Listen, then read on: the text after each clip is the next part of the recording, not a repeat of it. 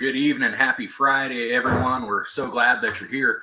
And I want to just say a special thank you to Jason Bent for joining us tonight. And if you all will just entertain me for a moment, I just want to give Jason a proper introduction. So woodworker for some number of years, and we'll certainly be asking Jason about some of that.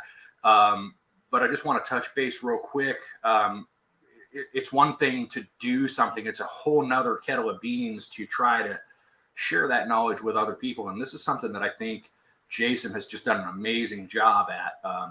Clearly has the heart of a teacher, and it shows in his videos. So Jason's channel, and to make sure that we don't miss the opportunity, if you have not subscribed to Jason's channel, it is Bents Woodworking and More on YouTube. He has roughly 150 videos, and what's really impressive is nearly 11 million views since his inception.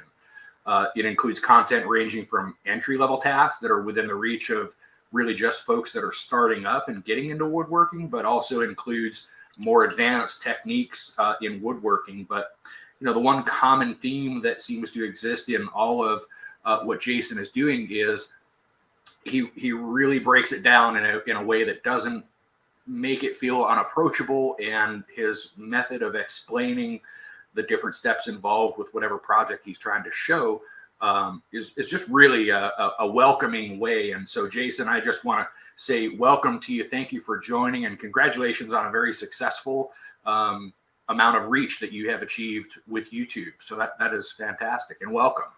Thank you. Thank you for having me. I'm glad that you asked. Yeah, absolutely. So one of the things I would love to just make mention to the audience is that we're going to just chat for a moment or two. But really what I'm hoping is going to happen is that you guys are going to share some questions, some things that you would like to ask of Jason. Those are going to appear here in the chat. And then at the right time, I'm going to bring those questions up where Jason will have an opportunity to view them and answer your questions. So if you're a slow typer like me, you can listen to the chat that we're going to have, but start typing those questions now. I really encourage you. It's the reason that we're here this evening, and that Jason has agreed to commit to the time, is to be available for those questions. So please don't be bashful, and please share those questions. So Jason, just to kind of jump right out, one of the things that I would I guess kind of look at on your channel and say that it would be easy for someone watching your most recent videos to make an assumption that you were born with all these tools that you currently have. And sometimes for people that feels like a barrier to get started, right? Yeah. So I can tell you that I started with a very, I'll say, humble set of tools, right? A cordless saw, and I use a 2x4 as a rip fence, to get straight lines and so forth. But we know that isn't the case, that you didn't start with the shop that you have today. So I just wonder if you would share, what was the first tool or the first set of tools that you found yourself buying as it relates to woodworking? Was it for a project that you had in mind, or? Yeah, so it's actually funny that question even popped up, because I'm on a podcast with my buddy Ben Marshall and Brian Sedgley. Most people know him as Festool Sedge or Sedge Tool on YouTube. And we were recording our podcast last night, and the topic that we were talking about was projects that every woodworker should build, specifically more early on, right? And the conversation came up of my first project, which was a dining room table, and the tools that I had when I got started. And it was funny to have that discussion, and then fast forward what realistically is a very short amount of time, 5 years, and now my shop is the way it is now. The very first project I did was all based off a YouTube video. All the tools that I owned at the time were all based off of what that YouTube video told me I needed in order to make that project. And those tools were a miter saw, a drill, a Craig pocket screw machine, or Craig pocket hole jig, some clamps, and I want to say that was it. I may have had a circular saw. I think I had a circular saw. Okay. That was my selection of tools. I didn't have a jigsaw. I didn't have a router. I didn't have a biscuit joiner. I didn't have a joiner, a planer, nothing. Those were the tools that I started with. And those tools that I got, I went to Sears. I don't know if we'll get into kind of the origin story, but the Cliff Notes version is basically, I was moving from Fort Benning up to North Georgia, where I was going to be an ROTC instructor. And before we moved, my wife looked at me and said, hey, when we move up there, I think it'd be really cool if you built this table. She's the one that showed me the YouTube video.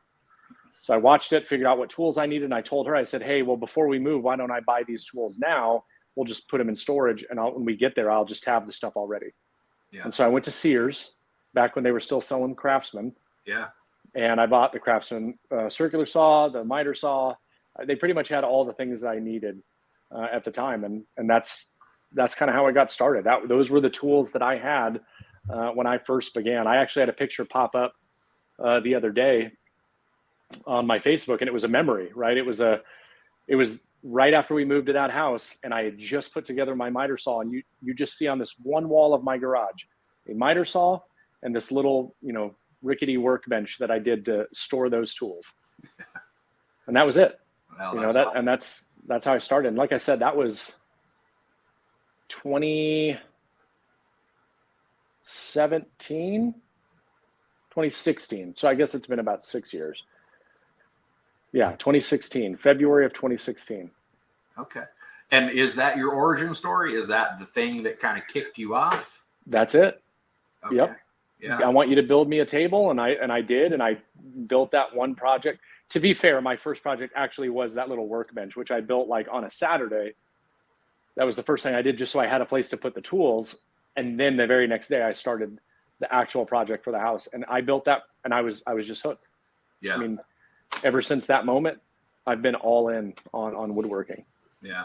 Well, that's awesome. Well, probably one of the most dangerous websites that my home network finds is Pinterest. My wife will generate all kinds of ideas for me to tackle. So yeah, it's but those are neat, right? So most of the things that I do are one-off type of things. I don't do production of any kind, and I think those are neat because it creates a story in your family that, hey, that's the table that Jason built, or that Dad built, or whatever.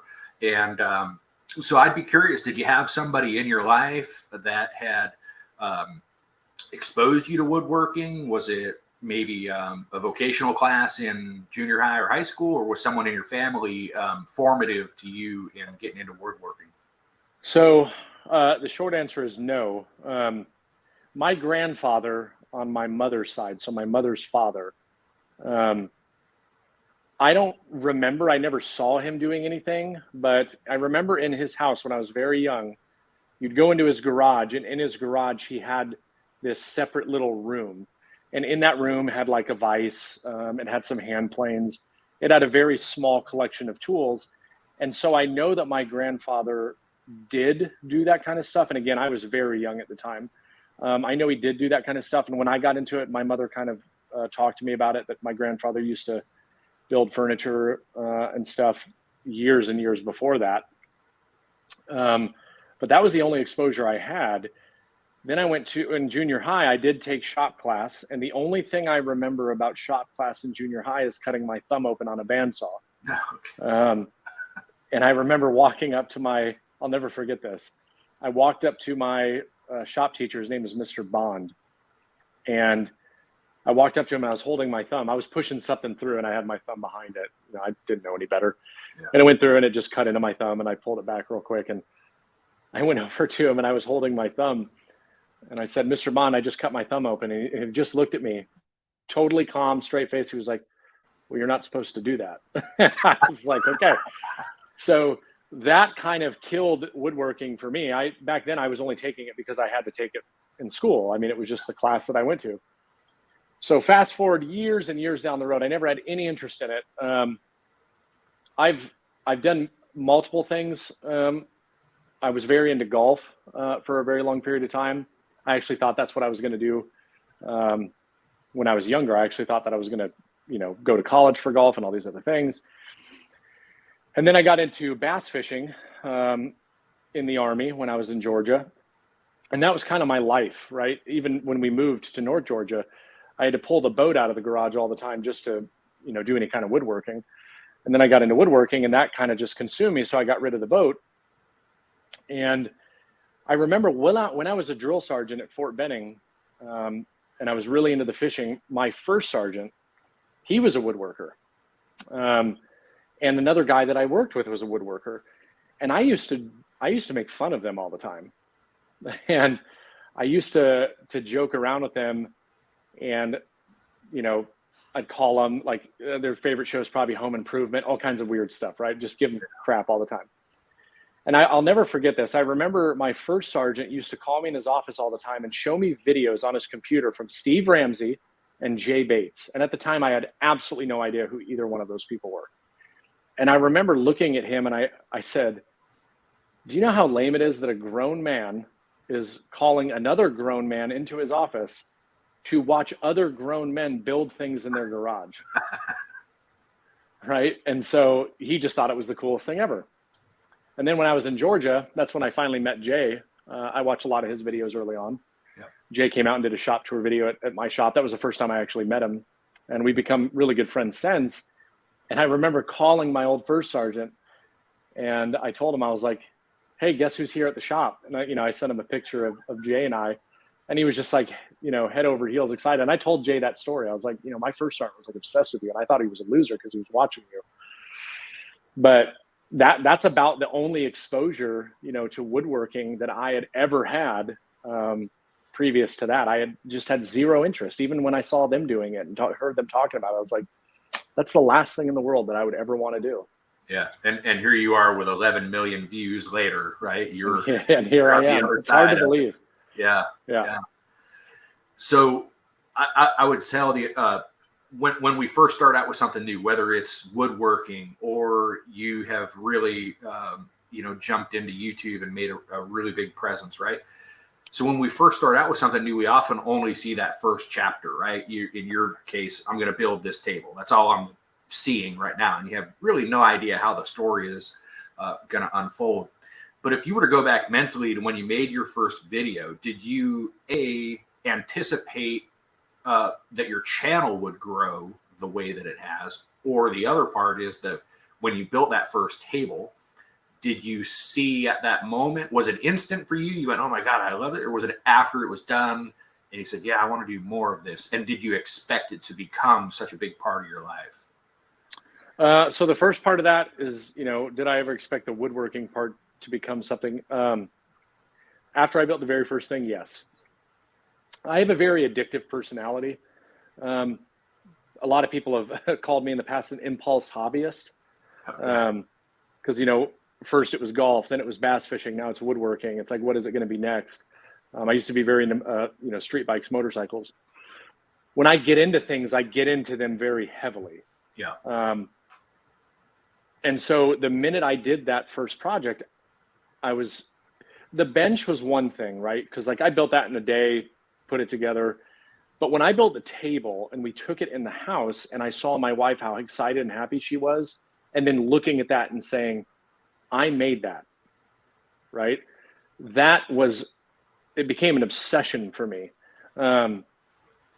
So I knew from that point that I was going to do this. And then I just tried to build everything I could, right? I was on Pinterest every day, all day. Honey, do you like this? Do you like this? Do you like this? What do you want me to build next? What do you want me to build? And that's how that happened. With the YouTube thing, no, I never expected on any of this to happen at all. When I was, I've got a year left in the Army. So I started my business 4 years ago. And that was after I had built for us, the house, for a while. Then I realized that people might be willing to purchase these things. And then I was starting to make a decent enough amount of money to where, I was worried I didn't want the IRS to think that I was trying to hide money or anything. And I was just turning around and putting all that money right back into the shop.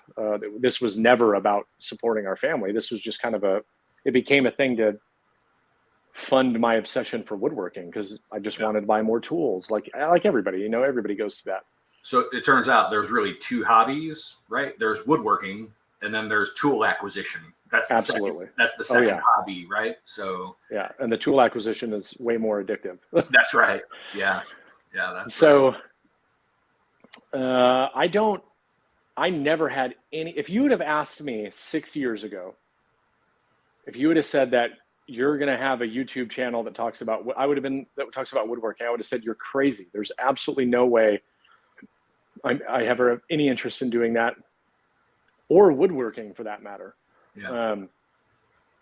And then here I am. So what ended up happening is one day I was in the shop and I remember sitting there thinking to myself, when I first got started, YouTube was really instrumental. I mean, for me, that's 95% of my learning has been YouTube. I don't read magazines. I don't read books. I'm a visual person. I like to watch videos. I like to listen to things. So now podcasts has become a very big big thing for me. And I was just like, why not try to do that? Maybe I can help somebody. And for me, the whole thing, like, I love to teach. And all of that stemmed from being a drill sergeant. That was the best job I ever had. I was a drill sergeant for 3 years. It is the best job I ever had. It was the most rewarding job I ever had. But with that job, it taught me how to teach every single type of person. Yeah. Not just beginners, not just advanced, not just intermediate.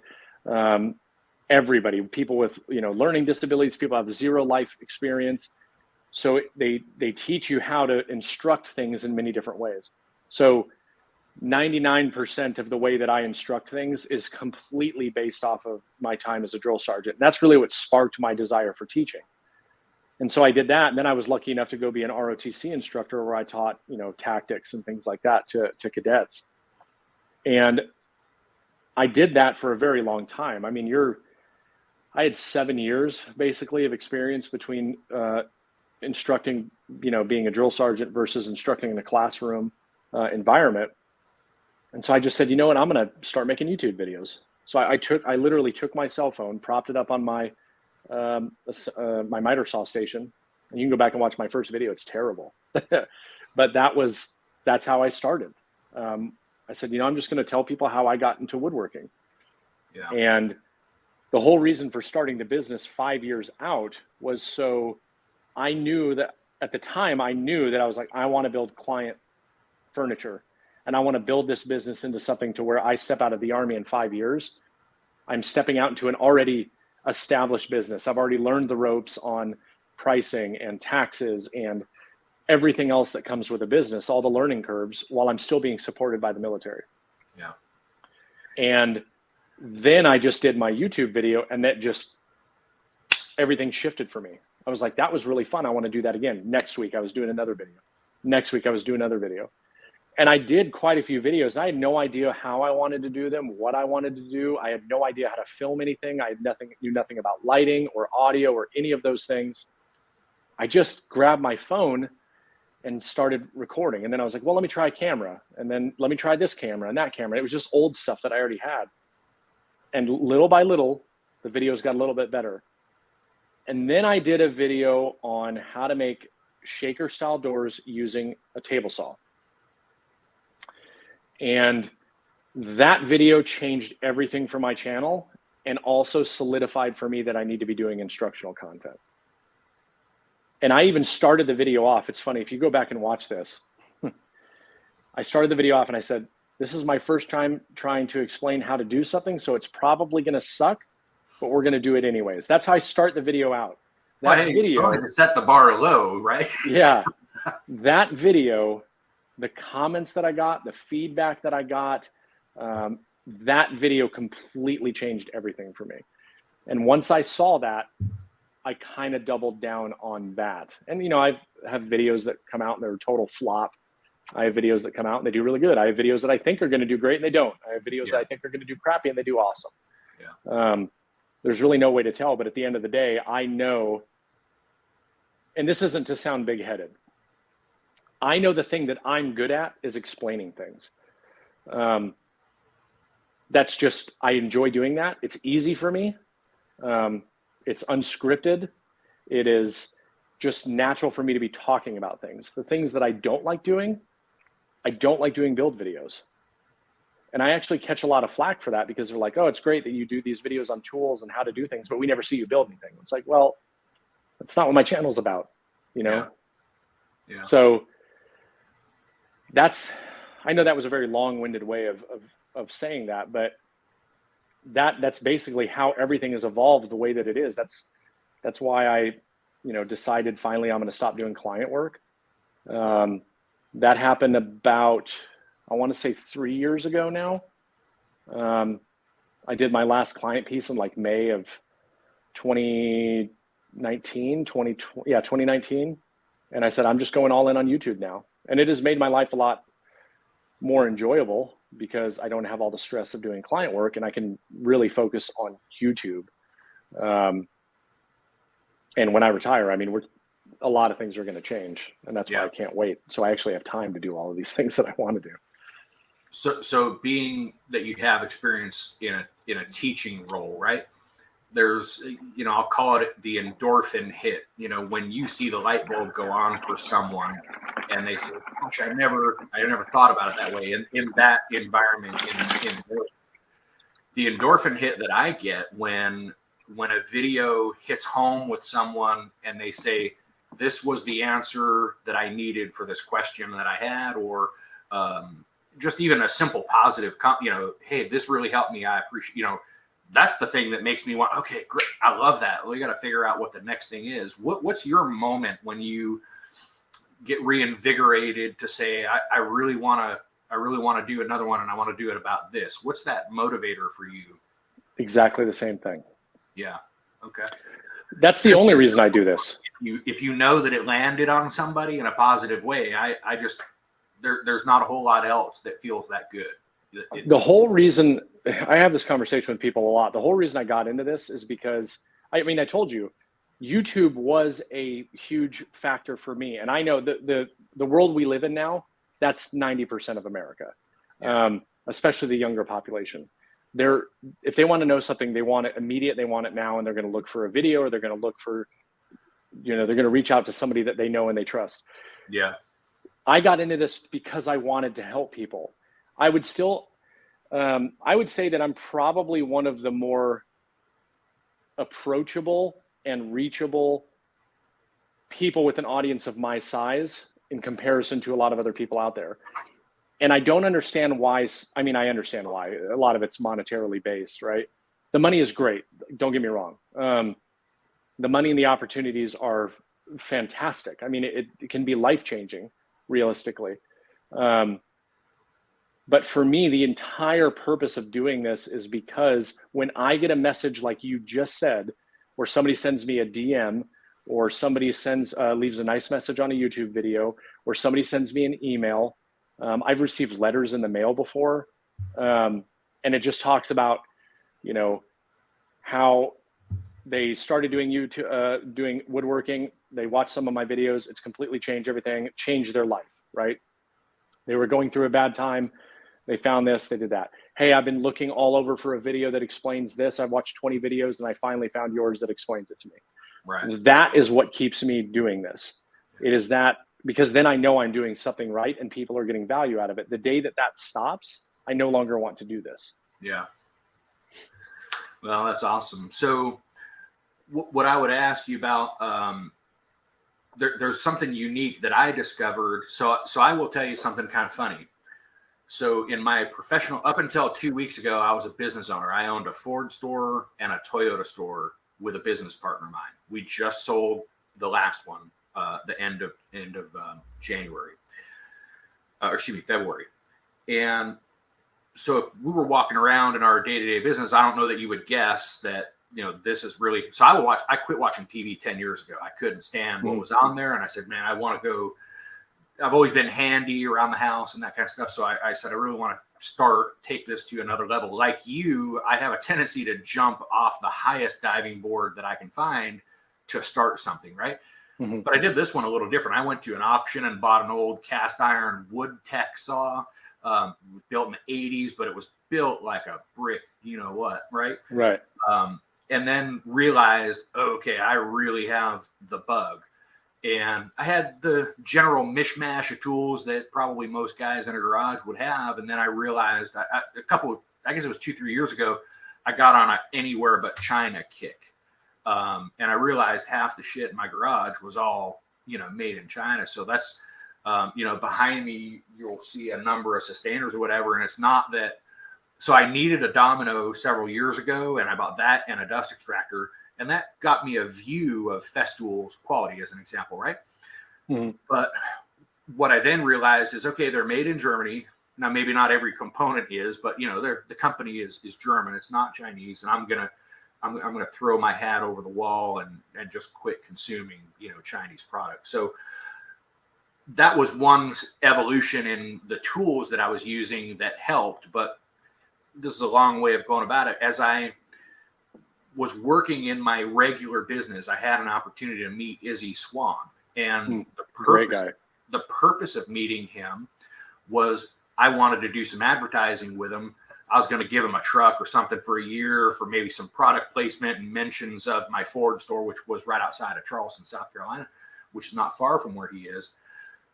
And anyway, we sat and chatted for 3 or 4 hours. And long story short, I met another guy in Tennessee at my Toyota store who had like 100,000 subs, and we were talking. It's strange how we ran into each other. And he says, "Oh, I know Izzy," because I mentioned it. He started talking about his YouTube channel. I said, "Oh, that's weird. I just talked to a guy, Izzy, blah, blah, blah." And he says, "Shit, let's call." So he picks up his phone and calls Izzy, and we're having this 3-way conversation. And the guy in Tennessee really laid it on me and said, "Look, you've shown me the stuff that you do with woodworking. Why don't you have a YouTube channel? You should do it." And, when guys get together, we start challenging each other. "Oh, you don't have a hair on your chest if you don't do it." So that's really where this came from. And what I have found, and I'm about to get to the question, is that when I introduced a camera into the workflow in my shop to try to capture what I was doing, it really changed the flow of things. Really slows a lot of stuff down. Oh yeah. So I won't get off track. What I'm going to ask you is, what is the funniest thing that has happened to you as a result of putting this foreign camera in the middle of a workflow that caused you to goof something up or whatnot? I will tell you, mine is I tripped over the damn tripod with a container full of finish, and it ended up all over my damn floor. So, but it's just strange to think of putting a camera in the middle of, and I know you work in a garage, so it's not like we have big warehouses where we can step around and stuff, right? So what's the funniest thing that has happened to you as a result of putting a camera in your own way? I've hit my face on the camera multiple times, or my head, because I don't have any like crazy funny stories, but tripods, I've tripped on those a lot in the beginning. I've had, back when I was using wired mics, I'd forget that I had the wired mic on, and I'd go to move and I'd knock stuff over. Luckily, I've never broken any camera equipment, but a lot of that stuff, it's just a learning curve, right? And then eventually you get to a point where it's second nature. You don't even really think about it anymore, and you kind of know where to put stuff. But there's been plenty of times where I'll be filming something and I'll forget that I have the camera like over my shoulder, or, something to try to get a good shot, and I'll get up and go move and then smack my face with the camera. But it's a lot different now. The way I film now is dramatically different from the way that I used to film, for sure. Yeah. So the thing that I did not appreciate before I got started is, how much time it is involved with just setting up a shot, right? And getting the position right, and then thinking about where you're going to be versus the camera and all that stuff. How heavily has that affected your ability to move through a project? Are most of what we're seeing right now with you really specifically content development, or is it, hey, I'm going to do this, so I'm going to record it at the same time anyway? Very good question. What I can tell you is when I do instructional videos, they're very easy for me to do, because I can, and I've really started to tweak a lot on how I do those videos. And I think I've finally come up with a pretty good solution for a certain type of video. A really good example of that is I just did a video on the Sysrock as part of Festool's launch campaign for some of their new tools that are coming out next week. And it was basically just a talking head video. I'm standing in the exact same spot I did the video. I filmed the whole video, talked about everything I wanted to talk about. And then what I do is I go back and film specific things that I talked about in the video. And then that way, when I go back and edit it, I can just grab those clips and overlay it over the thing. So it breaks up the monotony of me just standing in front of the camera. Sure. It's taking that B-roll, and overlaying it to demonstrate what it is that I'm talking about. And that's become a very good technique and something that I'm going to be moving forward with quite a bit in the future. When I'm trying to do step-by-step instructional videos where I do want to get tight, close camera angles, again, that's very easy because I know what I want to talk about and what I want to illustrate, and I understand what the best view for the viewer is going to be. So it's easy to film that. The problem comes in when you're trying to document a build. I don't know how people do a build video every week. It just makes no sense to me. That's where it gets tough, because instead of me coming out here and filming a video, the track saw video that I just did, right? So my last two videos were sponsor based with Festool, highlighting some of their new products. I came out here and I filmed those videos in 2 hours, right? The Sysrock video probably took me, an hour and a half, maybe even an hour, and then maybe another half hour, to do the B-roll. But I know I can come in here and say, I want to cover these things, 1, 2, 3, 4, 5, 6, 7. And I just go in that order, talk about those things. I go in, it's fresh in my mind. I edit it. It's good. When you're doing a build video that takes a week for you to build a project, you're filming a lot every day. Yeah. And unless you stay on top of it through the whole time, and some of this goes with Alan Hefferman just asked a good question. This kind of goes along with that. If you don't stay on top of it, then you have to go through all of that content for that build video, chop everything down, figure out what the key things that you want to highlight are. And then on top of that, you got to go back and you got to do a voiceover. And then you got to make sure the voiceover matches what you're filming. And so it's just this really, really long process. So when I'm focusing on tool videos, instructional videos, it's very easy for me. I know exactly where I need to put the camera. I know exactly what I need to talk about.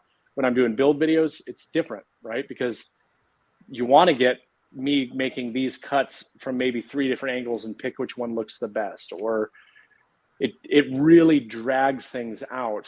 Something that you could build in 2 days will take you 5 days if you're filming it and you want to make a video from it. Yeah. And Alan, that's one of the reasons why I really don't like doing those style of videos. Yeah. So I have a tendency to overshoot stuff when I have done build videos, and frankly, they haven't performed. And I'm sure a ton of it has to do with how I went about it and all that. But the reality of it is what took away some motivation for me is that when you're doing, so let's say one of the ones I did was an apothecary style sofa table, or, kind of behind the sofa, whatever. And part of the problem with that is you have to sit there and sift through what is probably 4 to 6 hours of footage in order to get down to that 20 minutes, right? To find the best stuff and all that stuff. And editing is not it is not my natural happy place, editing. I love being out here and doing it, but then watching myself do it. And, you have to watch it several times to see, where do I cut and slice this part? Mm-hmm. So you end up watching the same clip, several times. So I can tell you that there's probably people who are very good at it and enjoy it. I am neither of those two things when it comes to editing. So it's just one of those that I try to just get sharper in that everything takes less takes to do. Mm-hmm. Before I get into my next question, I just want to remind everyone to please feel free, dump in your questions in there. And Pat Carr, I agree with Jason. I work on a team of 4 trying to put a 20-minute video together. Yeah, it's great. It is a lot of work. And it's certainly something I don't think I appreciated that when I first started out. But so just again, I want to invite you to type out your questions or comments down there in the chat, and we're certainly going to get to those. If I could, real quick, I just wanted to to give a little bit more specific for Alan on his question, Yeah. where he says, how much effort and time is required for you to edit or produce a video? So just to give you an idea, on the videos that I say are very easy videos for me to do, that's still going to end up taking about 8 to 10 hours total, probably. Yeah. So let's just say I come out and I film for 2 hours. I'm going to spend at least that amount of time, if not double that amount of time editing it, getting a thumbnail ready, writing up not the script, but the stuff down in the video description. And then any other side things that I'm going to do that are in addition to that. So, you know, a video would take 8 to 10 hours. A build video, it's double that, easily double that. Yeah. I'll spend 8 hours alone, 8 to 10 hours alone, just editing the video. That's not including all the filming and everything else. So it is a lot of work, and it is very time consuming. And that does become a difficult thing for me now, because at this point, COVID is basically over, right? I don't mean that in a negative way or to make fun of COVID. Yeah, It's that, you know, we're so far into it now, the numbers are down. People just don't care about it as much. The Army's gone back to normal. Yeah. So I go to work all day, every day. And then I come home and I'm with my son, and I might get an hour or two, unless I want to stay up till midnight or 1 o'clock every night, you know, doing this stuff. So that takes a lot longer to do because of that. So hopefully that answers your question. In terms of the work process for editing, real quickly, I'll just kind of give you what I do. I film everything. I take it inside. I upload all the files onto the computer. I then take all of those files. I put them into the timeline, and I immediately will cut out everything that doesn't have sound. So everything that I can look at it, I don't even have to listen to it. I don't have to watch it. I don't have to do anything. I just look at it, and anywhere where there's no noise, me talking, I cut all of that out. Once all of that's gone, I go back and start at the beginning and I watch it. And every single take that I screwed up as I'm watching it, I just delete it. And once I go through the entire thing and it's saying what I want to say, I'll start the entire thing over again and fine tune everything. Yeah. So, and imagine that. Imagine if it's a 30, 40-minute video. I'm watching the thing 4, 5, 6 times before I ever release it. Yeah. And that's kind of the workflow, and that's what works best for me. Instead of me trying to comb through every single, clip. Those are instructional videos, and tool videos. Build videos, I will breeze through and just see, like, I wanted to capture this cut on the miter saw. So just depends on the project, but that's kind of my flow, and hopefully that helps. Yeah. Thank you. Awesome. I wanted to make sure that I answered that for him. Yeah. So one quick follow-up on that so I use DaVinci for post work. What are you using? Final Cut. I use I do everything on a Mac. I started with iMovie. I used iMovie actually for the first couple of years. Yeah. And then I moved to Final Cut. I like the Mac system, and it's really just like a really robust version of iMovie. So I was already used to it at that point. Yeah. Well, that's good. So your most viewed video, I looked just a short while before we got on here, is a video clocking in at 1.2 million views by itself, and it is 10 tools every woodworker should own. And knowing, of course, that it depends on the type of work you do, right? It's always hard when somebody asks you, well, what should I start with? So I know that's a difficult package to unwrap. But of the ones that you mentioned, and I did not write them down with me, but there were some pretty common sense stuff. Some Craig setup bars and a number of other things that were just good, honest, put them to work tools. And that video looked like it was about 3 years ago or so. Yeah. Has your view of that topic changed at all over the last 3 years in terms of the if you were to say there was a top 10 list of tools? Absolutely. It always changes. I think it changes as to be honest with you, I couldn't even remember all the tools that I had in that video. That video is so old. That video really changed my channel. How so? It was just funny because I posted it and I woke up the next morning and I had about 400 comments, and I'm like, what happened last night? And that video just took off, and I wasn't even monetized at the time, which is really funny. Is that right? Yeah. And that must have been a hard one to miss. It was. If we get to that, I have a funny story about that with Jay Bates. Jay Bates is the reason I monetized, but it was after that video. But yeah, it changed everything for me. And I'm not really surprised. I mean, YouTube, every video is not going to be a hit on YouTube, right? I just did the video on the cyst rock. How many people are searching for the Festool cyst rock? I didn't expect that even for a second. Doesn't matter how amazing I try to make it. It's not going to be a highly searched video because it's not a video that a lot of people are looking for. But when you're talking about woodworking tools, or you're talking about, building a DIY, whatever, using, inexpensive tools, or I'm renovating my house using whatever, like it's a more massive audience.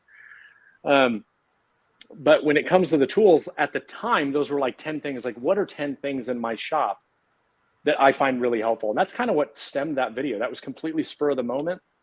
And those were the 10 items that I was just like, I think these are really good items that I know I would want. If I was to do another one now, it probably wouldn't include anything that was in that video. Matter of fact, I'd probably try to make it not. I would try to bring other things. Yeah. Because there's probably 100 things that every woodworker should own, right? Yeah, and I would imagine that someone searching for that video 3 years ago, assuming that they stayed with the craft, right? Everybody has their own personal what's next, right? Right. And for some people, just getting started, it's very simple. And then 3 years later, your particular what's next would be quite different. You're probably into more advanced stuff. So I think that the viewer that saw that and might have subscribed to your channel 3 years ago is on to totally different stuff. Absolutely. Now, right? Mm-hmm. So there's a question here from John Scott. What's your computer of choice for doing SketchUp? I use Mac for everything. So I have the new MacBook Pro, which I'm actually on right now. Prior to that, I had the larger MacBook Pro, the like super beefed up, maxed out on everything. And I actually got rid of that to get the new MacBook Pro, which 100% everybody should do if you love Mac, because this new MacBook Pro is incredible. And then I have a Mac Mini desktop computer upstairs. Both of them run SketchUp phenomenally. And honestly, I actually run VCarve on my Mac now, which is not a Mac-based software. My buddy Mike Coffee Custom Builds, he turned me on to Parallels. Yeah. And I run Parallels on my Mac, and it runs VCarve 1,000,000 times better than the Dell computer I bought just for the CNC machine. Okay. So it's way faster. It runs it phenomenally. It's a much more enjoyable experience. So I use Mac for everything, and I've never had any issues at all. Yeah, good. So it's funny, that was actually the next question that I had jotted down here. So it appears you recently added a CNC machine to your shop, and that might have been 6 or 12 months ago. I'm not sure when you did that. How are you finding that piece of equipment fitting into your workflow, and has it changed the flow or approach to some of the pieces that you will build? It has changed the way that I do some things for different pieces of furniture. It has not affected my workflow really, because I have hardly used it. And I get a ton of crap from people, friends of mine, that are like, why are you not using that machine? To be quite honest with you, it's time. I am 100% fully aware of what that machine is capable of. I know how to do all the basic stuff, but that's where it ends. The problem I have is designing in the software. That's what I don't understand, and that's what I have not had the time to sit down and just do that, because my time is so limited right now. When I retire, this is a completely different story. But because my time is so limited right now, I have to be selective about what it is that I'm doing. So I'm obviously going to put my efforts towards things that are, monetized. If I'm being completely open and honest, if I'm putting forth effort into something that is making me money, I'm going to continue to put forth effort in that. And so right now I just don't have the time to do that.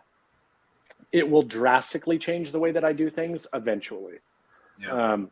I love the CNC. I think it's an incredible tool.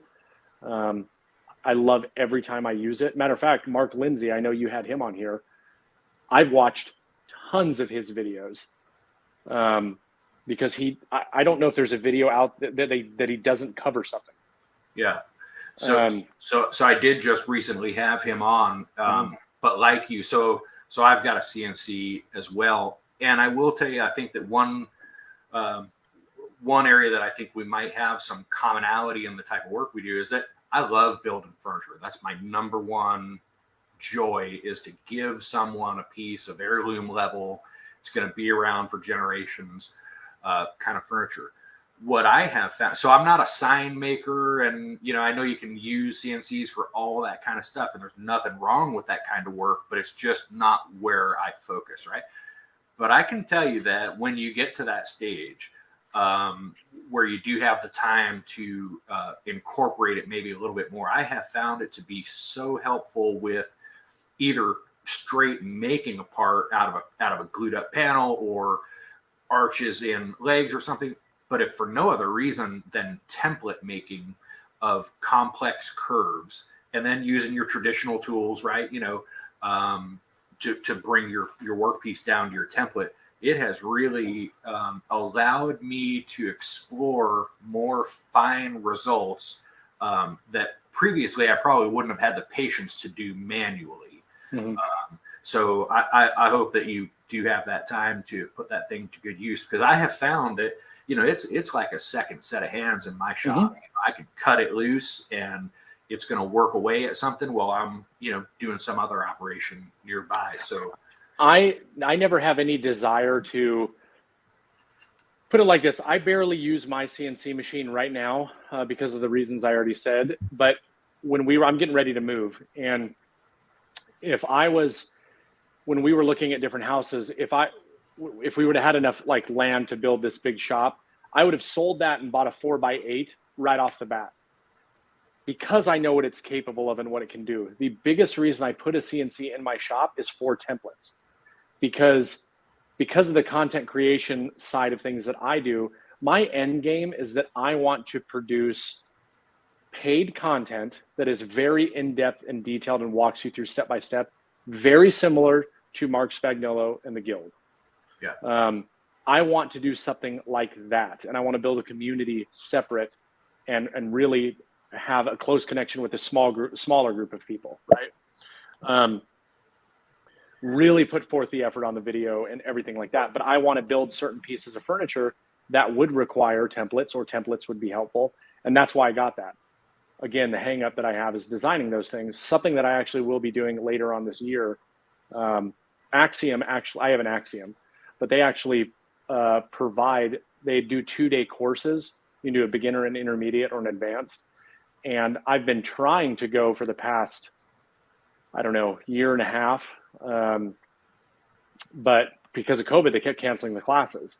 And then they would open them back up, and I couldn't go because of work, because they're like on a Monday, Tuesday. As soon as I'm away from all that, I'm actually going to go down there to one of the in-person classes, which you have to pay for. You go down there and 2 days straight, you bring your own computer and you learn it. I feel like if I can figure out how to design things in that, everything will change for me on a CNC. Yeah. Well, that's awesome. So as we get closer to the end, again, if there are any questions, please feel free to type them in there. So Jason, you've stirred up, one of those kind of very drama-laden internet kind of topics, which is metric versus imperial. Yeah. And I know that's a hot topic for some people. I can tell you that, so I can see 4 feet in my mind. I don't know that I can see 1,500 millimeters in my mind, right? But I will tell you that for a furniture maker, if you need to divide the interior of a cabinet for spacers dividers or drawers or anything of that, metric is the way to go, because it's much easier to divide a whole number than it is to divide 11 and 33/64, right? Mm-hmm. It just works out better. I'm curious how much, when you touch that, kind of third rail in a video, how much dirt gets kicked up in the comments, from freedom units and everything else. Oh man. So it's really strange that video did as well as it did. Matter of fact, the reason why it was kind of flatlined when I first did it, but it's a very common question that I get. Why do you use metric versus imperial? What are the benefits? So I'm like, I'll make a YouTube video about it. Well, Sedge made a video, very, very similar, pretty much the same exact topic, right around the same time, and his video started doing well, and then my video all of a sudden started doing really well out of the blue.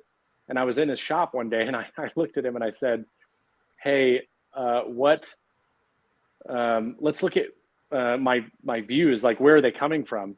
The majority of my views were coming from people that watched his video.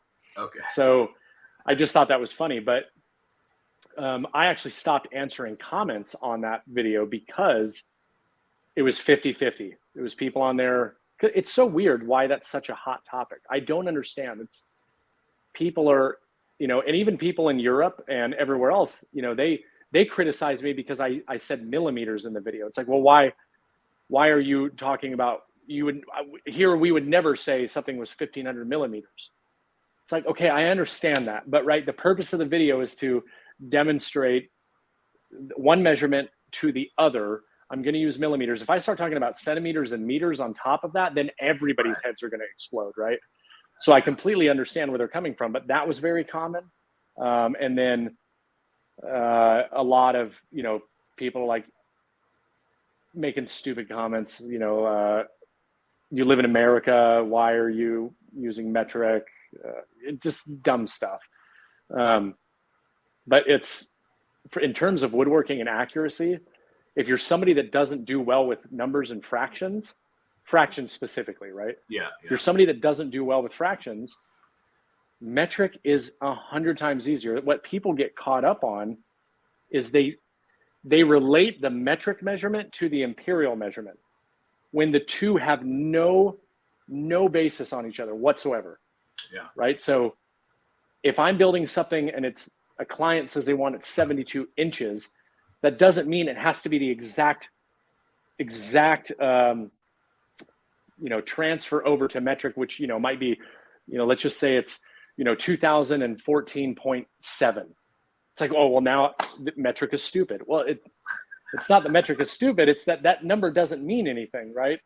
You can make it whatever you want. Just if you want to make it metric, don't think about the imperial measurement. Just use it as a reference. If you want to make it an imperial, don't think about metric. Just use that as a reference. And I think that's where people get hung up. So I think that's where a lot of those, comments come from, is that they're trying to act like the two are direct comparisons of one another, and they're not. They have nothing to do with each other. Right.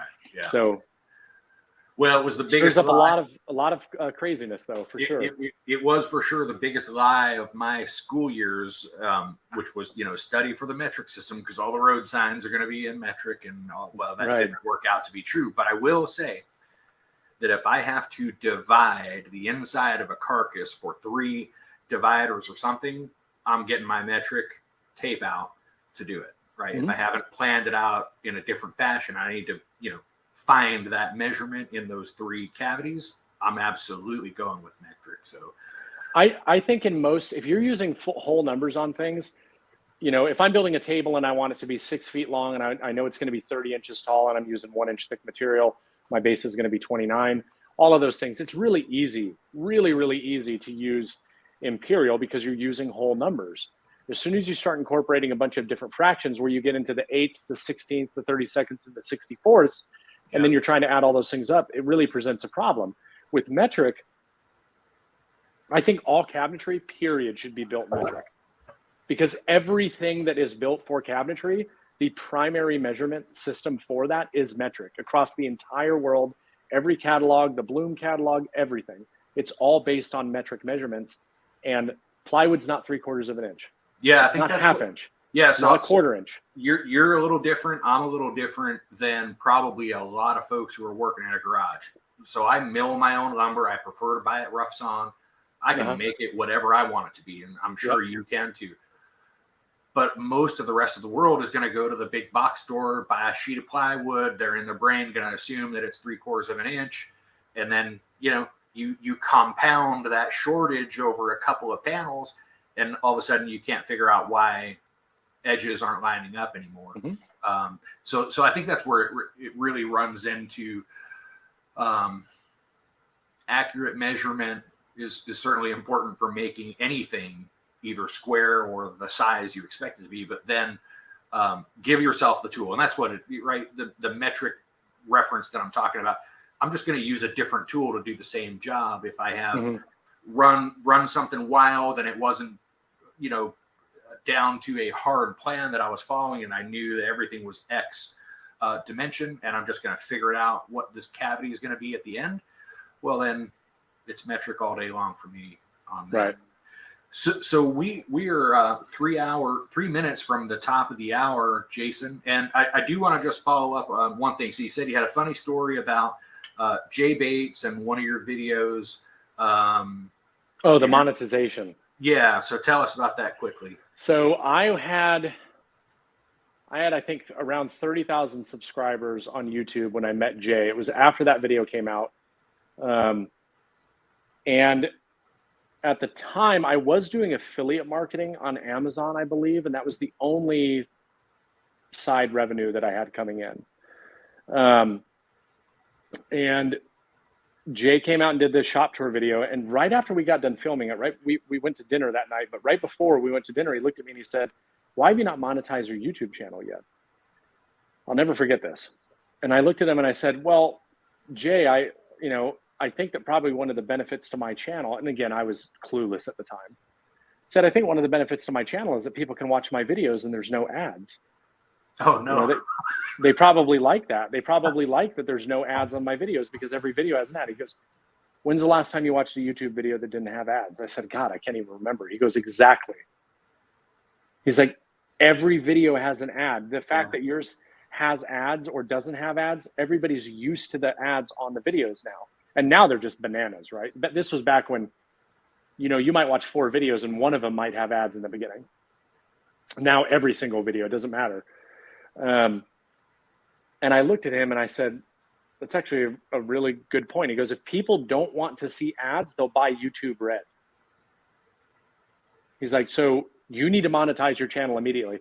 We went to dinner. I came home that night. I applied for monetization. And from that day forward, I've been monetized, and I can count on 0 fingers how many times anybody has ever complained because my videos have ads, because everybody's videos do. It's just part of YouTube now. It's part of any social media platform. Yeah, and I think that people understand that that's a decision at the YouTube level. It's not the person producing the video saying which ad is going to run at, so yeah. Well, that's pretty funny. Yeah. And I hate it that you missed that one big video pop, right? That 1.2 million. Yeah. That would have been an interesting month, a couple of months for sure. And that was very early on, but all ad revenue is complete. It's based off views, right? It's 100% solely based on views. If you had other questions, I can stick around a little bit longer. I'm totally fine. If you want to. Well, our audience, hey, listen, if we were all in the same room, I'd be kicking you in the butt for not, this isn't church. You can't sit in the back row and not say anything. So, come on, y'all. If you got a question or a comment, please chime in. So I'm an open book. I will answer just about anything that people ask. I'm very open and honest about stuff. Yeah. So I'll make a quick comment, going back to, the cabinetry that you're talking about. If you were to go buy hinges or hardware for, any kind of cabinet work, whatever, it's all based on the 32 millimeter system, right? So one of the best investments that I feel like I made so I have 2, the worst and the best, and I'd be curious how you feel about it. One of the better investments that I made in the Festool line was the LR32 system, right? And I knew I was going to go that direction. And so when I bought my tracks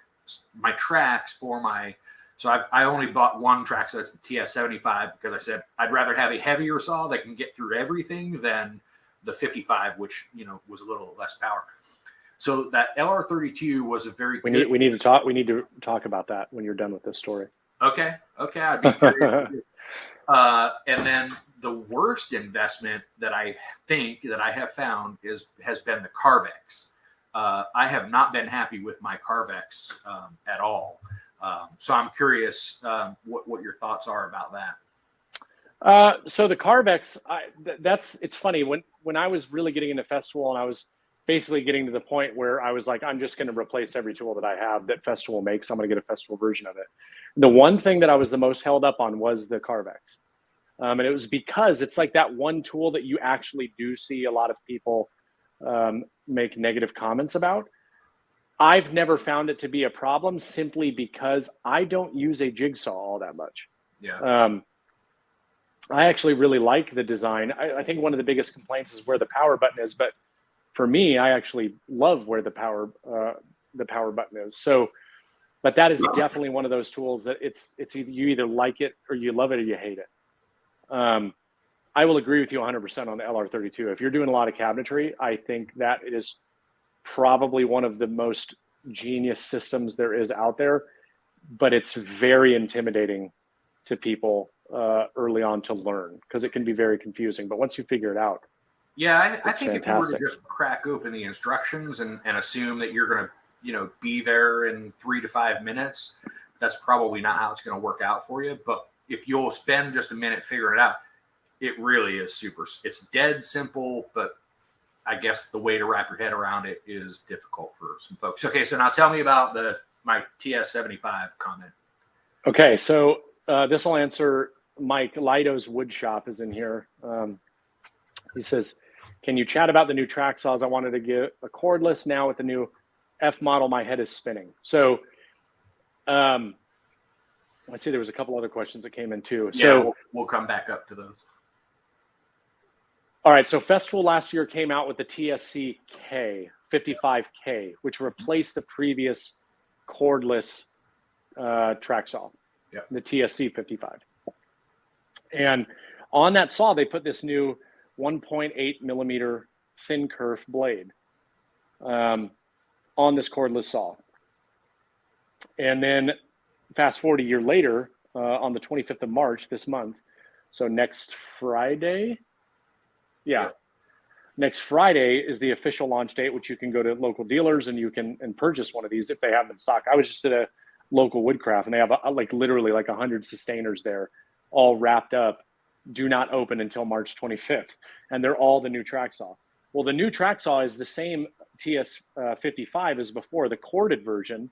The difference is it's an updated version of that, and it now has the 1.8 millimeter riving knife and blade. Yeah. And here's what I will tell you. And every single person, I don't know if he's still in here, but Chad from, Chad Hibbs, he bought one, I know, and was like, it's a remarkable difference. Good buddy of mine, Jerry, bought one, remarkable difference. That blade, I did a video on it. I don't know if you've seen it, but I did a video last year. It is absolutely uncanny how much more efficient and faster that blade on the new TS55F, which is right here, behind me. Yep. This is the new one. And then I've got the cordless one up there. It's insane. It is a crazy difference. It's cutting less material. It plows through the wood way faster. The cuts are just faster. In that video that I did the test on, I actually had my old TS55 with the 2.2 millimeter curved blade, and I was trying to make a cut on Babinga, 8/4 Babinga, full pass. I only got 3 inches into the wood, and it was bogging down so much that it almost stopped. And then I went and put I took the TS55, the cordless TSC 55, and cut through it full pass, no problems. And one of the biggest misconceptions, and I've heard this a lot from people who have owned a TS55 in the past, said the TS55 is underpowered. It's not that because I bought a TS75 as well. I was cutting 8/4 walnut. This is back when I was in Georgia. I was helping my buddy cut 8/4 walnut kitchen countertops. And I was running full depth passes, and I had the cross cut blade, the blade that comes standard on the saw, because I was just too lazy to change the blade out. And I was cutting it. It was starting to bog down. It actually overheated at one point. And I'm like, forget this. I'm buying a TS75 just because I want to make sure it goes, through anything. Well, it's not that the one is way more powerful than the other. It's that 9 times out of 10, people don't use the right blade for the application. Yeah. Right? There was absolutely no reason I should be using a cross-cut blade to rip an 8-foot long piece of 8-quarter walnut. And so, of course, it was going to not work properly. I can put any blade I want in one of these 1.8 and cut these things, and it's outstanding. And when you put the proper blade on there, it's even better. I mean, Yeah. it's just uncanny the difference that thinner blade makes. And anybody that's tried one of those, anybody that's tried one of them is now like, wow, that's a big difference. It's not that the machine is more powerful. It's not more powerful. It's that it is cutting less material and it is a lot easier to make the cut. Yeah. But so Lidos had a follow-up question there. Why do you think cordless F? I mean, it's essentially the same thing. One of the big differences, they do make a cordless F, kind of. The difference between the TSC 55K and the TS 55F is the 55F is the corded version, and it does not have the anti-kickback stop technology. The TSC 55K, the cordless version, same exact blade, cordless versus corded, and it does have that anti-kickback stop technology. Why they didn't incorporate the kickback stop technology into the new saw, that I don't know. I would be happy with either one. I wouldn't, if the TSC 55, that technology is not the reason why I love that saw so much. I hope that I never trigger it and I never have to worry about it, right? Yeah. The thing I love about it so much is the blade. So I just did some quick math here real quick. And so that 1.8 versus 2.2 millimeter blade, that 1.8 millimeter blade is 20% less mass in that curve, right? So yeah, I'm sure that has an awful lot to do with it being able to move through cuts a little more efficiently. When I got the battery operated track saw, I immediately sold my TS55 and my TS75. The only benefit to the TS75 at this point, in my opinion, is if you're cutting material that's over 2 inches. If you're regularly cutting material that's over 2 inches thick, or you're making miters on thicker material, that saw is going to shine because it gives you the capacity. But in terms, it's heavy. It's more bulky than a TS55. So for me, for what I do, I never would need anything more. Yeah, my 75 is probably 3 or 4 years old, I guess. So it predated all, whatever's out now. So the biggest advantage that has is that it's already in my shop. Yeah. Oh, absolutely. For sure. Yeah. So Lincoln Woodworks is asking, what tool do you want Festool to make that they don't currently have? That I want them to make? A cordless trim router would be really cool. That would be one that comes to my mind. Not that I have a huge need for it, but a Sawzall, reciprocating saw would be very, very cool. Other than that, that's about it, because I don't really have, I'm trying to think, if I have other tools. Pretty much all of my hand tools at this point, the only thing, like my trim, I have the MFK 700 trim router, but I pretty much use that for the edge banding now. But if they had like a cordless trim router, I think that would be pretty epic. Yeah. So Alan's asking, what dust collector do you prefer? So I have the G700. I believe you do too. Do you not? I do. Yeah. I really like it. I've actually been given some thought to seeing about potentially trying to put the G800 in the next shop, and trying that for a while. And the only reason I never thought of it until Jason Hibbs from Bourbon Moth, he's the only person I know that has one of the G800s, which is basically the 3 horsepower version. Yeah. And ever since he did a video about it, I get tons and tons of questions about people that are now wondering, should I get the 800 or the 700? Well, one, there's a significant price difference between the two. Yeah. But I would really be interested, because I'm really impressed with the G700. I mean, it does everything I want it to do, but I would be very curious and interested to see what the difference is between that one extra horsepower on a machine like that. But I really like it. Here's what I will say publicly, right? If I had a massively huge shop and I was making really long runs, I promise you I would put a 5 horsepower dust collector in my shop. Yeah. Guaranteed. But for a garage shop that I have neighbors on both sides of my garage, this is a perfect machine for that, because it is quieter than any other dust collector. And I don't have any runs that are longer than, 30 feet at the absolute most. And this machine, my longest run is to my CNC machine. And when that's running and the little, bristle guard is on it, it leaves nothing at all. There's absolutely nothing left on any of the pieces. So yeah, so that was what led me to buy the Harvey, was that it was quieter. So I run mine at about 70 hertz on the VFD, and I'm at like 62 to 65 decibels 6 feet away from it. And I have to tell you, that is so much better than every other dust collector that's roughly the same horsepower. And while this one's only 2 horsepower, so mine is over in that corner, it comes up to the ceiling, comes up and over here. So I'm, roughly the same. Probably my longest run is maybe 30 to 40 feet. If I add some, when I pull my jointer or planer away from the wall, I'm putting some flex hose on it. So I might get to 40 feet with flex hose at the end, but I'm telling you, it's never missed a beat. I have had one issue where my small dust bin will fill before my large dust bin will.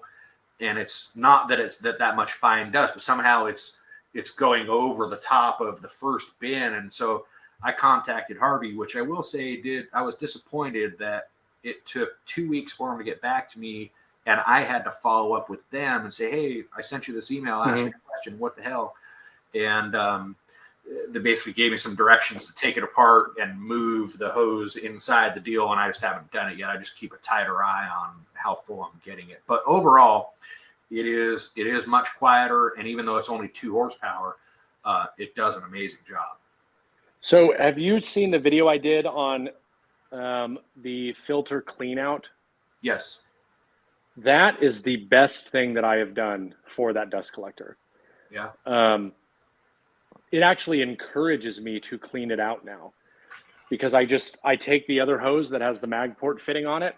But when I come out in the shop, I'm like, I'm going to be using the dust collector today. Very first thing I do, plop that thing on there with the magnet ports, open up the blast gate, turn the machine on, turn those filters.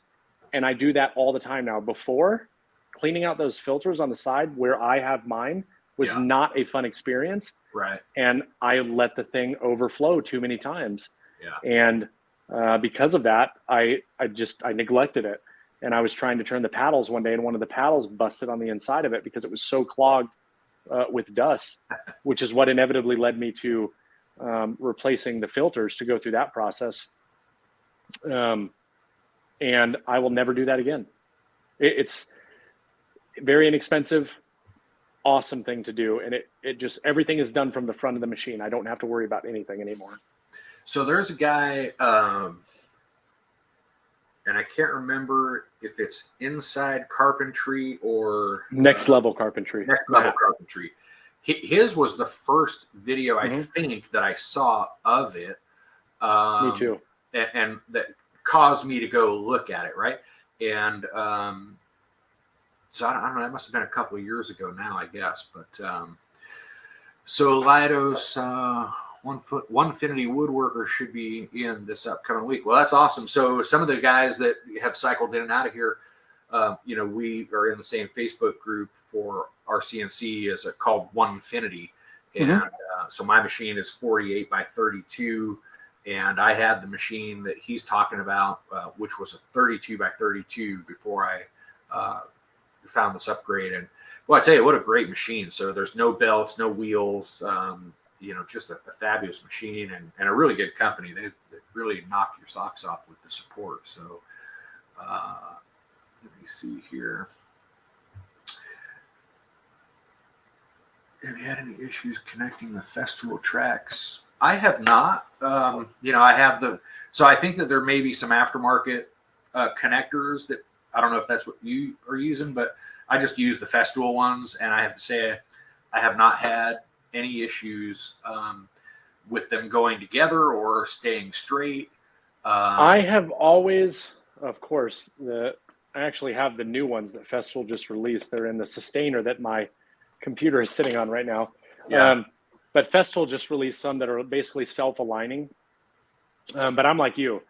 I have always used the standard Festool ones. Matter of fact, I have two of them that just stay in one of my tracks. But I'll be honest with you, I can't remember the last time that I actually attached tracks together, because I finally invested in one of the long tracks, which is weird because I always said, excuse me, I'm not going to get one of those. Why would I get one of those? Like, I could just attach two together. If you're ripping 8-foot pieces, you need to get one of the long, make the investment. Yeah. Get one of the long tracks, hang it on your garage door with those cool fast cap, clips.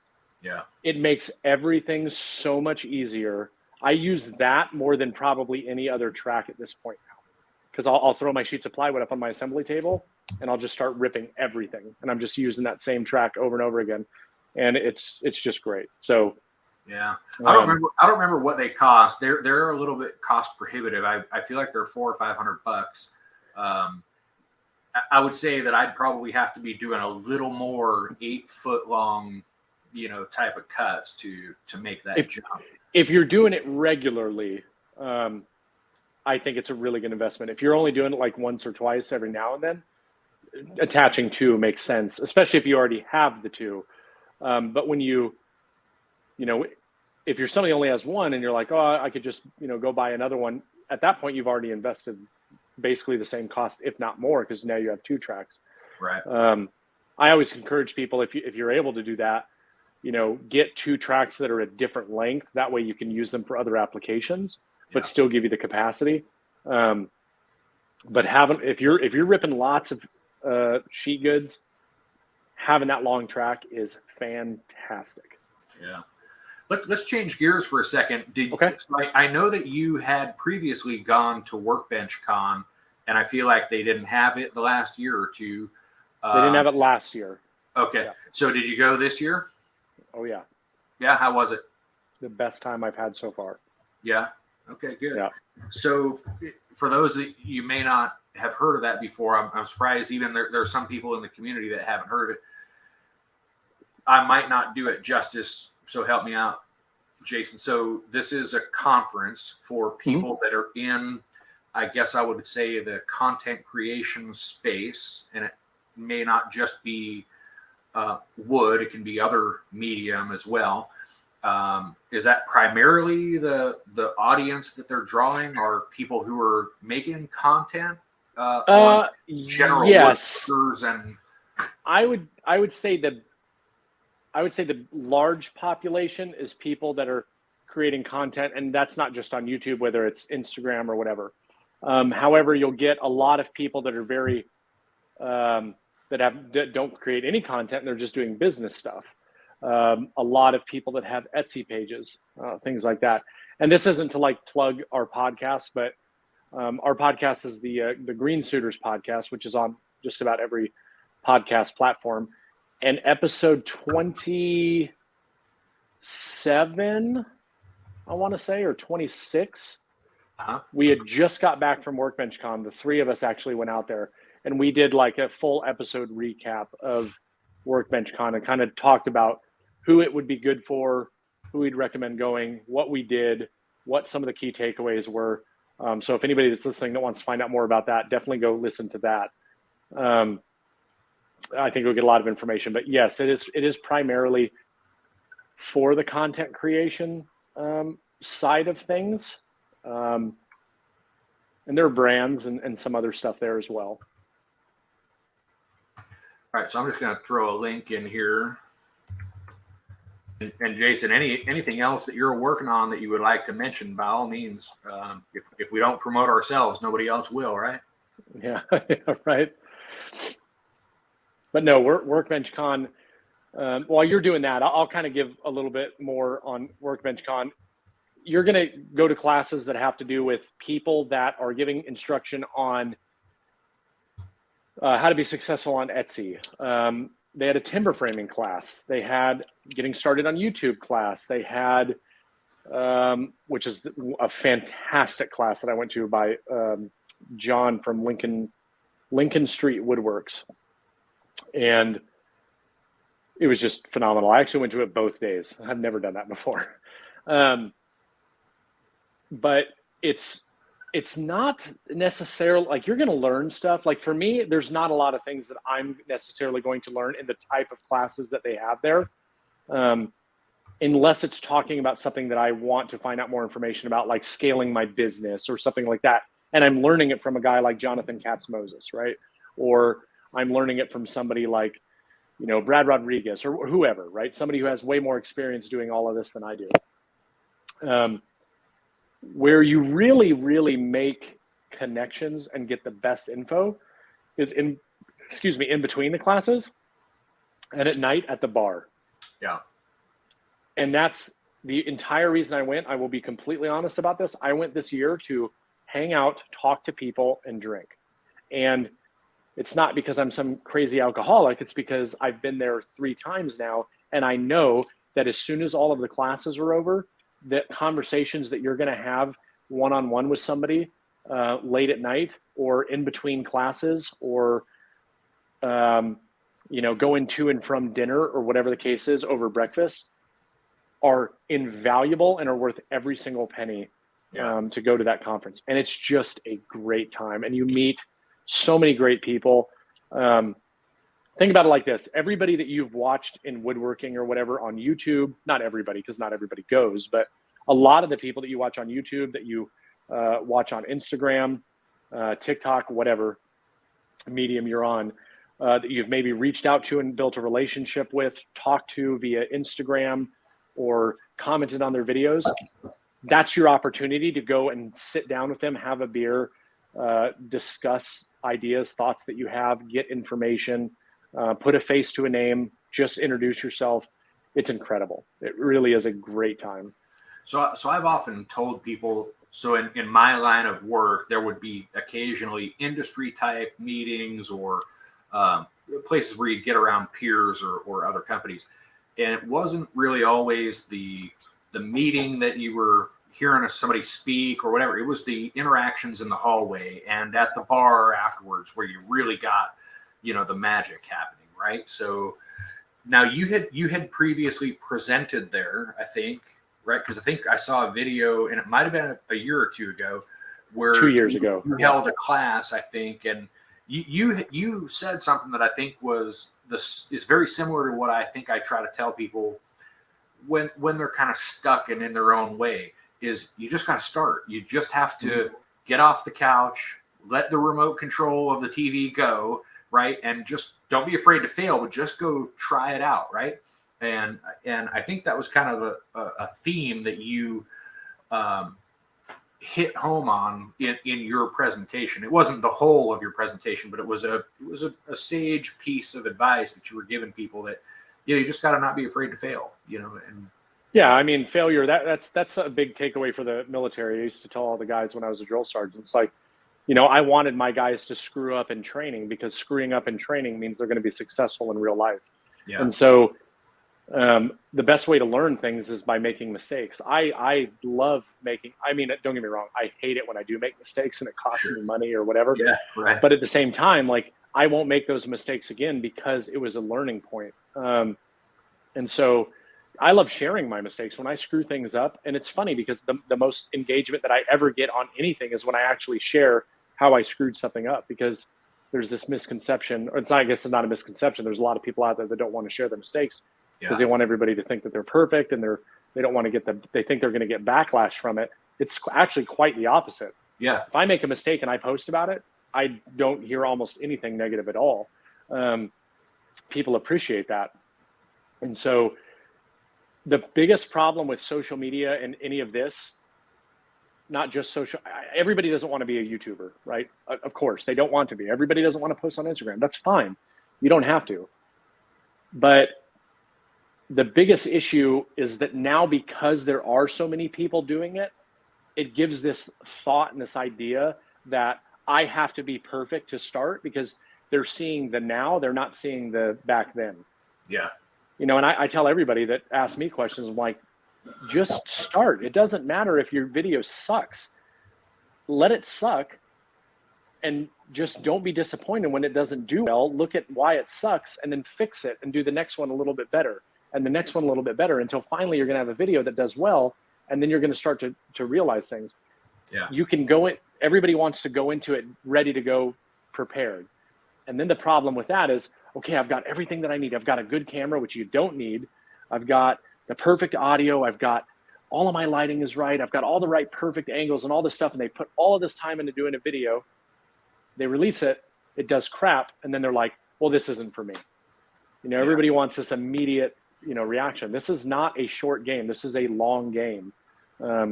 If you're interested in doing this, and don't feel like you have to do it, but none of that matters, because unless you actually do it, it's never going to happen. Yeah. Right? If you're Every still day that you wait, line, every day that you wait, your audience, you're minimizing your audience. Yeah, for right? sure. Absolutely. If I start today and if I did a video, if I spent 10 hours doing a video and it only got 500 views, I'd be sad, right? I'm not sad because I didn't get the ad revenue, because I didn't get this. It's because I put a lot of time and effort, and I know this video would help a lot of other people, and only 500 eyes saw it. Yeah. But if I didn't do that video, nobody sees it. Yeah. You know? So Alan writes in, he's having trouble with his Festool splinter guards attached to his guide rails. Got any magic you can recommend? So I don't know, Alan, is it the adhesive that are you having an issue with it staying, I guess, on the underside of the rail? Is that what you're referring to? I haven't had any issue with that. I don't know if Jason, if you have any advice for. So typically, yeah, I've never really had too much of an issue. The places that I have had an issue every once in a while is on the ends. And I think that that's typically because that's the area that you'll get the most tendency for like dust or something to get underneath there if you're standing it straight up and down on the floor.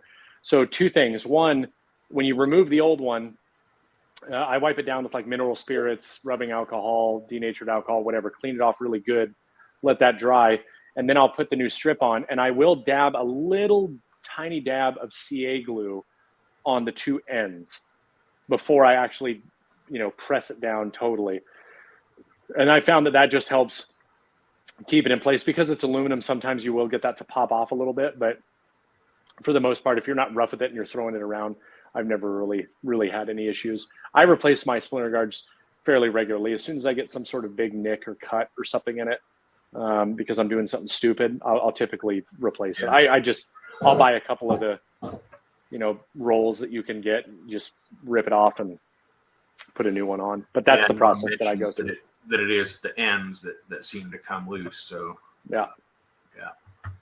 Oh, another thing too that you can do, if you are buying those rolls, take whatever long the piece is, keep it a little bit long, lay it out flat on the table and let it kind of acclimate before you put it on, because it comes rolled up.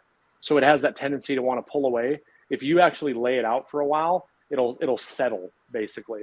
And that will just help once you actually put it onto the track. It won't have the tendency to rip off. You guys are making me feel bad. I don't know how long I've had my tracks for years. I have 4 different size, some two LR32s and some regular shit. They've never seen a new splinter guard. But in my defense, what I'm going to say is that I usually just break down bigger pieces and then refine it with other milling equipment. But the biggest reason I've had to change them is because when I would switch from a TS55 to a TS75, it wasn't cutting on the same line. Okay. So it got to the point where I actually had tracks for my TS75 and tracks for my TS55. Once I got rid of that, I basically replaced all of them because I'm only using the one saw, and everything lines up right. So hopefully I won't be replacing them again for a long time. Okay. So, and Mike Belcher, I really enjoyed your live Q&A videos. Any chance they resume? Thanks for all you do to help us. I have to be honest, I don't know if he's talking to me or you. So I have sporadically done some. Have you ever done Q&A sessions? Yeah, I used to do them fairly often. Okay. And I'm going to be honest, I do miss doing them. I think the reason why I pulled away from it over the past 6 months or so, I want to say I used to do it weekly or bi-weekly. I used to do them on Instagram a lot. And then I actually switched over to YouTube because the quality of YouTube is far better than Instagram, better their quality. And that's a whole nother community over there. And I like, interacting with them as well. So the reason I have not been doing them as much is because the weekends now, honestly, is kind of my only time to spend with my family. And specifically later in the evenings, after my son goes to bed, that's the only time my wife and I get any time to, we have TV shows that we watch, and that's the only time we get any opportunity to talk. And, sacrificing that, I come off these things, like I'm going to come off this tonight and she's going to be asleep, and that's kind of the reason, once I retire, and step away from the Army, and I'm not going to work all day, every day, I plan to go back to do at least a weekly or at least a bi-weekly.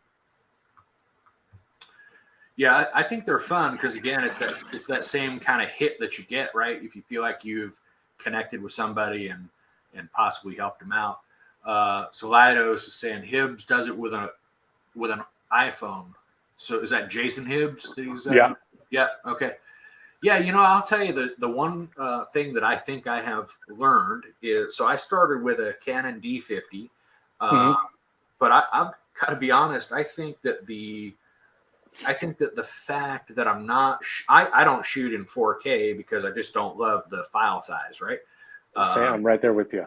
Yeah. So the reality of it is that my experience is that audio will kill a video's watchability much faster than poor. Now, if you're taking a camera and moving it around and you're giving somebody epilepsy or something, making them have trauma by the way you're jerking the camera around, that's going to be a problem. But you can have very, very good video, but if you have shitty audio, that nobody's going to stay and watch that. So I think that most people could shoot with an iPhone with some type of a decent quality lavalier mic or something. Yeah. And you would be just fine. Well, Jason Hibbs or Bourbon Moth and Keith Johnson, both, they do everything. And they both have extremely successful YouTube channels and Instagrams. They do everything on a phone. Matter of fact, the two of them are actually going to teach a class at Workbench Con next year on how to just use a phone and do that. The benefit that you get by using a DSLR camera is the adjustability. And that just can't be matched at the same level on an iPhone. But they're proof that maybe you don't need that adjustability. So it's just interesting. Again, it's just another one of those misconceptions that everybody thinks, like, I need to have all this really nice stuff. I almost dropped thousands of dollars on a camera once, and then I thought about it. I'm like, well, do I really need to do that? Like my Canon 90D, I bought that because it shoots in 4K, but then I realized how big the file sizes were, and no one's watching anything in 4K. Right. So I said, I don't need to do that, and that camera does just fine. And I do a lot of stuff on my phone as well, not necessarily for videos so much, but for like Instagram and that kind of stuff. You don't need a lot. I mean, there's people out there that are, making millions of dollars a year walking around with a selfie stick and an iPhone and recording everything they do all day. Yeah. And you don't need all that stuff. Not to mention the best equipment in the world is great, but if you don't know how to edit and make something interesting, it doesn't matter what you shoot it with. Yeah, that's true. That's 100% right. Well, good. So overall, you felt like that Workbench Con was a good experience. You enjoyed, and you went this time as a participant, not as a speaker. Is that right? Correct. Yeah. Yep. So I think that helps to take a little pressure off, right? In that kind of a situation. Absolutely. You get to just ride the roller coaster instead of build it, Yep. Yeah. So I actually had hoped, so I heard about Workbench Con maybe in 2020, and in 21, I guess, is when they canceled it, which I was free and available to go. And I was going to go this year just to see the experience, right, of it. But it coincided with so I sold a business at the end of February, and that was the close was February 28th. And I think the event was the weekend right before that. There was no way I could break away to go to Workbench Con. So, but I think I'm going to go see it next year. They're actually, this is something they're doing this year that's totally different from any other year. You can already buy your ticket for next year. Yeah. And it's the cheapest it will ever be. And that is a promise. It's like $429. To be clear, it's an expensive conference. You'll pay $400 to $500 for your ticket for the 3 days. You're going to work up a pretty hefty bar tab if that's something that you do. Yep. And then you'll pay for the hotel. The hotel is, I would say it's probably mid to upper price range. And that's if you want to stay at the hotel that they're hosting the event, which I would 100% recommend anybody would do. Yeah. Just because that's where the bar at the hotel is where everybody goes afterwards. And then if you're buying airfare, I mean, it can be an expensive weekend, but it was not even a question for me because everything the connections that you make are invaluable. I'm going to buy I think they're on sale right now at the lowest price they will be until April 1st. So I will likely be buying my ticket here in the next couple of days, probably. Yeah.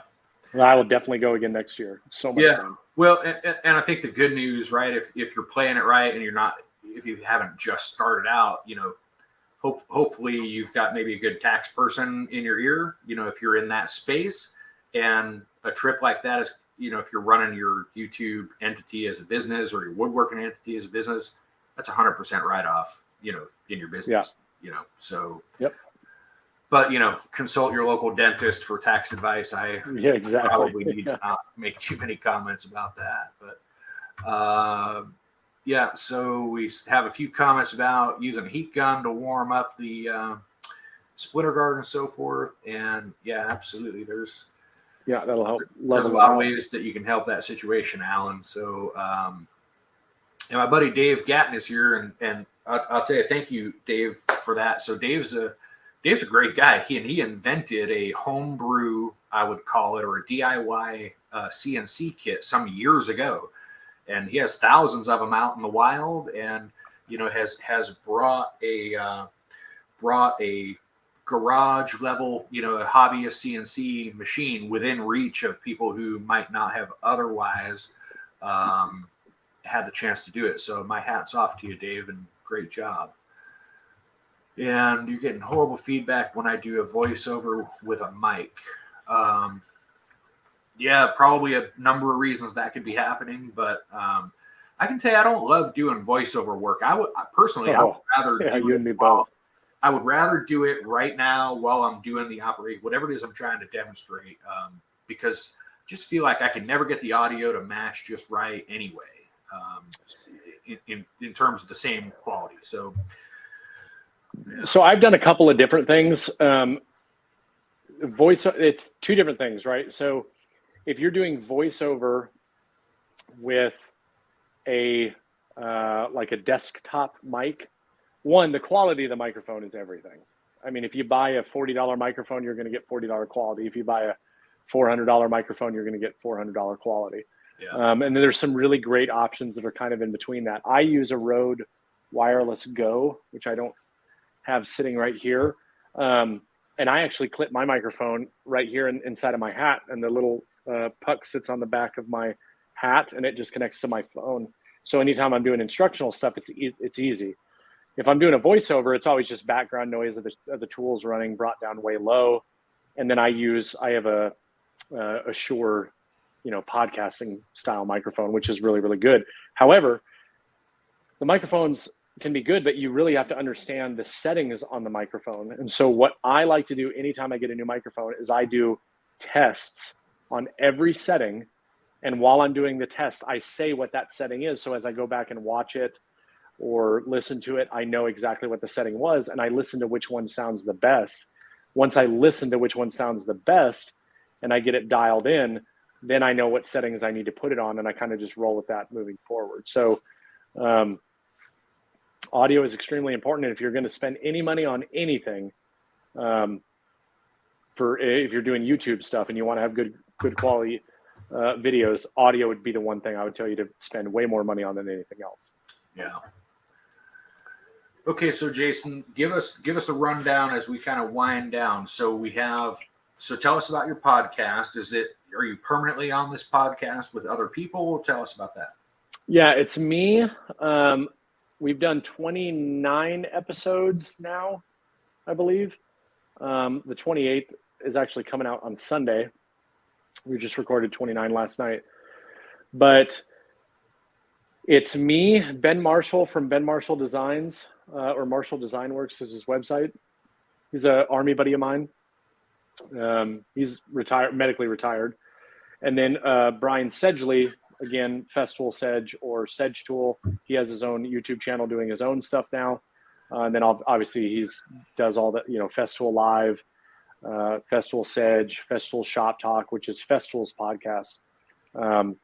Sedge lives local to me, and Ben lives in Virginia. And we just had the idea to do a podcast. And Ben and I, for years, we've been talking about it. I wish we would have started 3.5 years ago when we first thought about it. But we finally decided to bite the bullet and do it. And we decided to bring Sedge on before we started, just because of our relationship with him and the value that he can add to the podcast. And it's been going great. But it's called The Green. He seems like a real live wire. I bet he is. He's unlike any other human being I've ever met. He seems switched on. Yeah, he's exactly like that. Like he is on live. That's just him. Great person. And him and his wife have just become the closest of friends to me and my wife. We're with them every single weekend. Yeah, that's great. And we're actually moving. Where we're moving is actually quite a bit closer to them as well. And that was actually, believe it or not, a big driving factor into the area that we moved, because we wanted to be on that more north or west side of Indy, just to be closer, since we spend so much time with each other. So it's just a lot of fun. And the whole premise of our podcast is we are not a Q&A podcast for every episode. We only do Q&A one every 5 episodes. Just to avoid answering the same questions over and over again. But we just get on there and each one of us picks a topic. We just rotate. We have a Patreon, and every 5th episode, every 4th episode, I guess, we reach out to one of our top tier patrons and say, what do you want us to talk about? What is the topic that you would like? So they basically sponsor that episode. Oh, okay. But our goal was we want people to get on there and listen to the podcast and feel like they're listening to 3 dudes in a woodworking shop just BSing about something woodworking. Yeah. That is our goal, and that is our only goal. And I think we've done a really good job of that. And the feedback we've gotten has been really good. So we love doing it, and it's a lot of fun. Well, there's certainly one fan there at Barber Design. Eric Barber, yeah. Greatest podcast on the internets. Yeah, we have a funny little segment where I like to read hateful comments that people leave on my YouTube. Okay. That's how I can vent when people. Now, I used to hate when people would leave stupid comments. They'd catch me on the wrong. Now I love it. I absolutely love it. I'm like, all the hatred, please just let it spew in, because we're just going to make fun of you in my podcast. So yeah, that's hilarious. Yeah, I know that some people struggle with, a little too much introspection on some of those kind of comments. I can tell you, I don't worry myself with. Yeah, it's not worth it. The internet keyboard warriors, because you just got to know that they'd never say that shit to your face. Nope. That's why they never respond either. Yeah. If you do write them back. Yeah, makes them weak. But So you have a website as well, right? And Yeah, so I think you offer some bentswoodworking.com. plans and maybe some merch there. What's that website, just so people can check it out? Bentswoodworking.com. That will definitely be like kind of the hub of my business moving forward. I actually spent quite a bit of time and effort and had some friends come in and do some work on the website. I want that to be kind of like the landing spot. I've got some different affiliate codes on there, different companies that I partner with. I've got merchandise if people want to order t-shirts and swag and all that stuff. I've got some plans which will be growing in the future. And I've got some blog articles on there, which matter of fact, Ben actually writes a lot of my blog articles for me based on videos that I did or conversations that we have. But that's the goal. I kind of want to get more heavily involved on the website thing, just because it's kind of like the one spot where people can go and, see anything. I've got, different things that I've been on. Eventually at some point, actually a link to this video will be on there so people can reference it. Different articles that I've been a part of or whatever it is. It's all there on that website. Yeah, good. And then of course you have, you're on Instagram at Bents Woodworking, right? Yeah. Yeah. And then obviously your YouTube channel, Bents Woodworking and More. So yeah. So the and more part, the reason I added the and more, which I've gone back and forth so many times, this was all stemmed. I'm probably just going to change it back to Bents Woodworking, but I've started to get hot and heavy into the home renovation side of things because we've been remodeling the current house, which now we're selling. But this new house that we buy, I'm going to be doing all kinds of stuff there, and a lot of furniture. But there are some things in the house that we will want to eventually remodel. I'm going to do a complete kitchen remodel, and I wanted to start putting that stuff on there because if I have the ability to, talk about things in a way that people can understand and find helpful, I don't want it to just be limited to specifically woodworking. But at the same time, everything that I'm doing is going to require some sort of woodworking, right? Yeah. Maybe I'm going to build a vanity for a bathroom remodel, but part of that is also going to be doing a tile shower and all of that stuff. And I want to share that information because if people are finding the woodworking stuff helpful, then why not document the other stuff as well? So yeah, that's why I put it and more. Well, I'd probably leave the and more until you get done with the new house and renovations. Well, I mean, at the end of the day, it could honestly be, I added that because people are like, oh, this is supposed to be a woodworking channel. Almost nobody has made that comment. And at the end of the day, it's like, if somebody doesn't like the content that you're producing, bye. Like, I don't care. You know what I mean? I don't care if you don't like it. I don't care if you don't want to watch it. I don't care that you unsubscribed. I don't care that you think that the video was dumb. Like, but it was because of that early on. I was like, maybe I need to change this. My channel could be something that has nothing to do with woodwork. I could just name it Jason Bent and do whatever I want, and no one's going to care. Right. Yeah. The name of your business, I don't think is nearly as, and on YouTube, I don't think is nearly as important as people think it is. Right. Yeah. Yeah. I mean, look at Mr. Beast. Yeah. Well, I mean, unless you're an anomaly like Mr. Beast, right? Right. Or, but there's something to be said for, some natural search engine, recognition in a name versus a search. But, yeah, I agree with you. There definitely becomes a point where it really doesn't matter anymore. AVE would be a great example, right? Yeah. His success has nothing to do with his title. This old Tony, you think that's a machinist channel by the name? No, you don't. But the guy's got 1 million subs. So, obviously doing something right. But, well, man, I've enjoyed this very much. I'm so glad that you were able to, dedicate the time. And we appreciate you taking the time out of your Friday night to do this. Thanks to everyone for coming by and your great questions. And any parting thoughts, Jason, before we go? No, just thank you so much for asking me to come on. This was a lot of fun. Yeah, well, great. Well, again, thank you, everyone. Jason, don't click out just yet. We'll wrap up here after I click a different button. Okay. But to everyone in the audience, everyone who watched either live or if you're watching this in the future, very much appreciate your visit. If you would consider stopping by Trade Skillers Anonymous, hit the subscribe button, and you'd be notified of future visits. I will tell you that next week, Friday at 9, we are going to have Drew Fisher from Fisher's Shop with us, and I'm looking forward to that one as well. So if you subscribe, I went to his class at WorkbenchCon. Did he do a class this year? Yeah. Oh, I didn't know that. Okay. Yeah.